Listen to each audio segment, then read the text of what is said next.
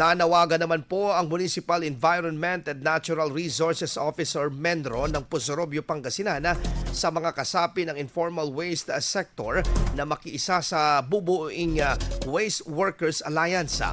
Bukas ang alyansa para sa mga mangangalakal, recyclers, bumibili ng bakal, bote, scrap at traders na magiging bahagi ng Municipal Solid Waste Management Board.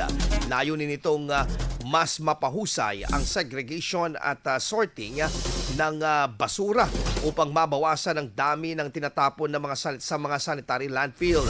Kasama sa pagiging miyembro ang livelihood programs at iba't ibang mga assistance at mas malapit na pakikipag-ugnayan sa lokal na pamahalaan. Ang nasabing inisyatiba ay nakikitang estratehiya upang mas epektibong mapamahalaan ang basura habang nagbibigay din ng dagdag kita at oportunidad sa mga manggagawa sa sektor ng basura.